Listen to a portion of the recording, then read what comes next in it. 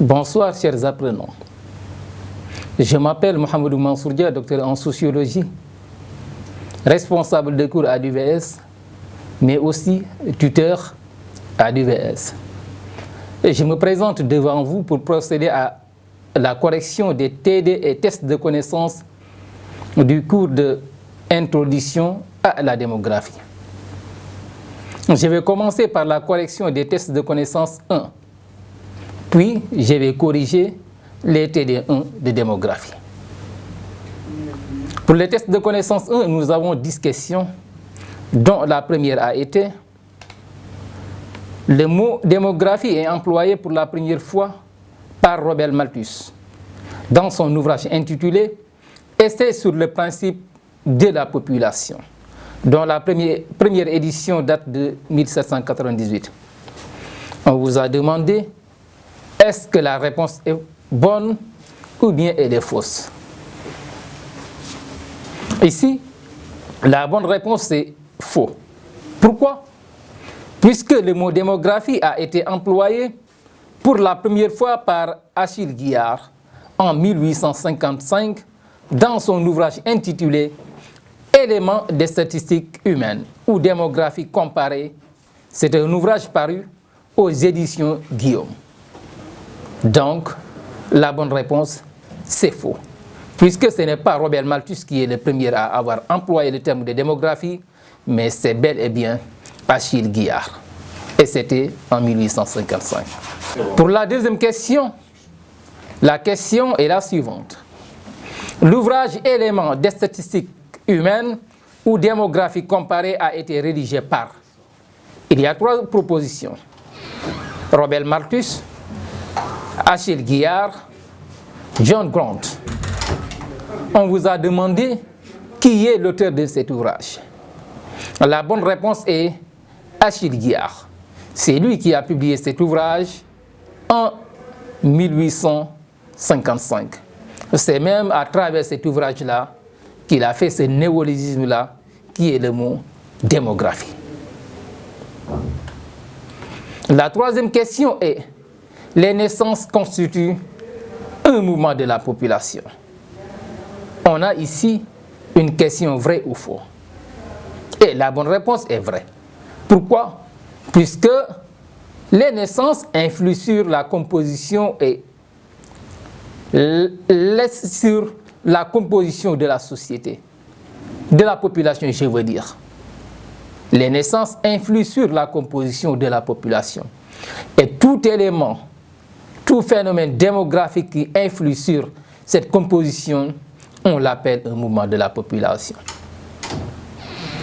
Parfois, les naissances peuvent bouleverser même la composition de tout un pays. Prenons l'exemple de la majorité des pays européens. Aujourd'hui, c'est une population vieillissante. Pourquoi? Parce qu'il y a, depuis très longtemps, depuis pratiquement les années 1960, il y a une politique antinataliste qui a été déroulée là-bas, et on a vu effectivement les résultats de cette politique-là. Ça a engendré le vieillissement de la population européenne. Par contre, en Afrique, je peux prendre l'exemple de notre pays Sénégal, nous avons un pays habité à majorité de jeunes. Notre population est les jeunes. Pourquoi? Parce que tout simplement, au Sénégal, il y a une politique nataliste qui est toujours menée avec la polygamie. Parfois, la taille d'un ménage peut dépasser 10 personnes. C'est ce qui fait que nous avons donc de grands ménages avec une population très jeune, parce que tout simplement, il y a une naissance, il y a une natalité trop forte au Sénégal. C'est tout simplement pour vous dire que les naissances influent vraiment sur la composition et la répartition de la population. Et pour la 4e question, les migrations font partie des mouvements de la population. C'est une question vraie ou faux. Ici, la bonne réponse est vraie, puisque les migrations À l'image des natalités, les migrations influent sur la composition de la population. Prenons l'exemple de la population ivoirienne. Les ethnies qui composaient ce pays-là, au XIXe siècle, ces ethnies-là n'étaient pas nombreuses. La population ivoirienne était très faible avant les indépendances. Mais c'est parce que tout simplement, Houphouët-Boigny, ou bien le président Houphouët-Boigny, a favorisé la politique d'immigration, mais c'est ce qui a fait que, c'est ce qui a explosé en quelque sorte la population ivoirienne. C'est pour cette raison-là qu'aujourd'hui on parle, ou bien à partir des années 2000, on parle des politiques d'ivoirité. Parce que tout simplement, les ethnies autochtones savent désormais qu'elles sont actuellement minoritaires en Côte d'Ivoire.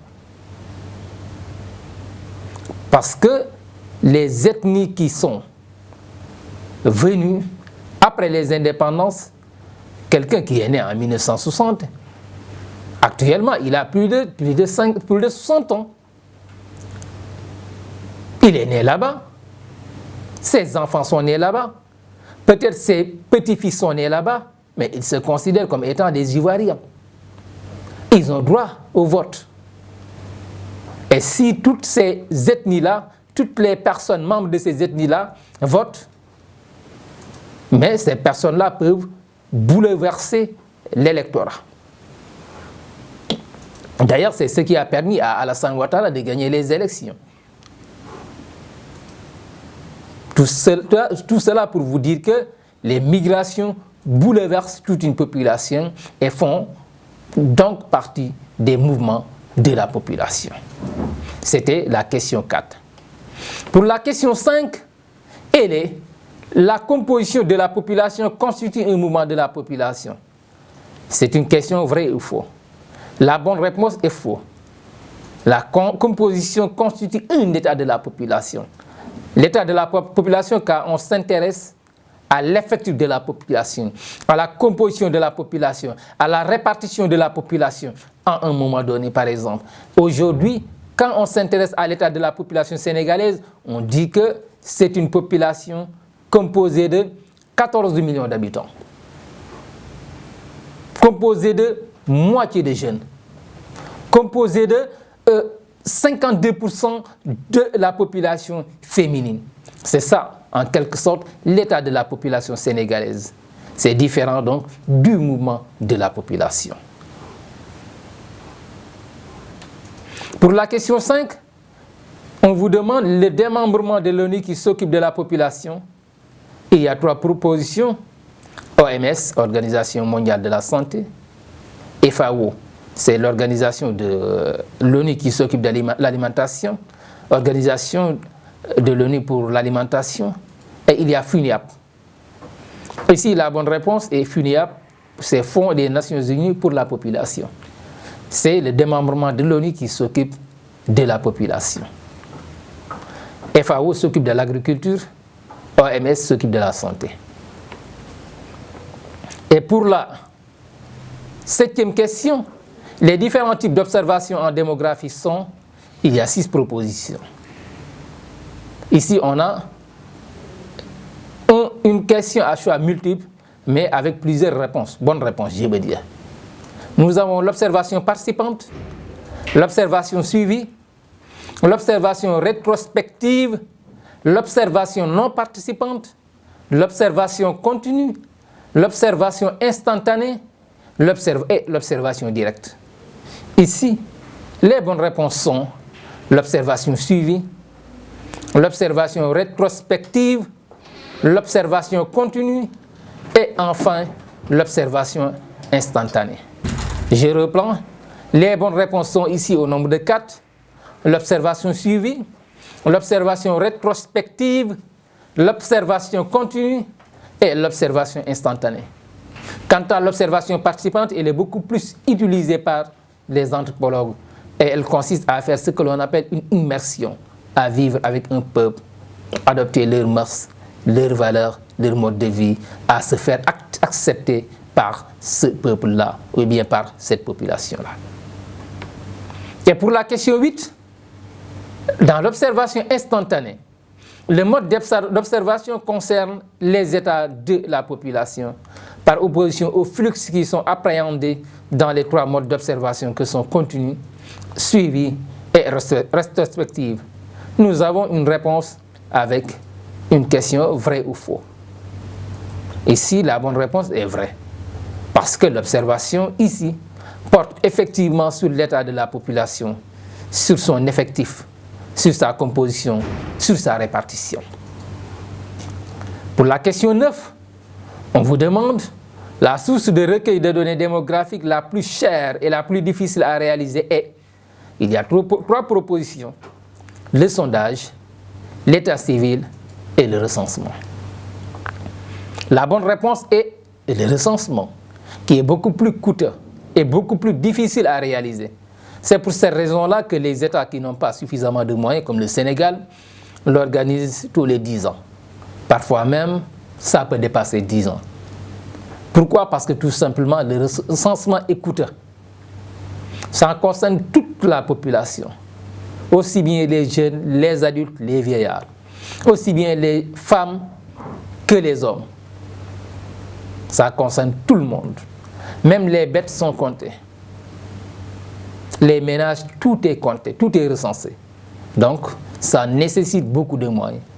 Le recensement est très coûteux, raison pour laquelle on décale l'organisation du recensement. La dernière question, la question numéro 10 est: la plus importante source de renseignements sur les phénomènes démographiques est. Il y a 3 propositions: l'état civil, le sondage et le recensement. La bonne réponse est l'état civil, parce qu'il nous donne d'une manière continue des informations sur les phénomènes démographiques vécus par l'individu. Sa naissance, son mariage, son remariage, son divorce, ses migrations, son décès.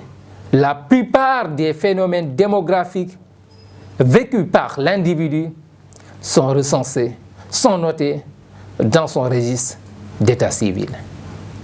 C'était ça, nous avions 10 questions.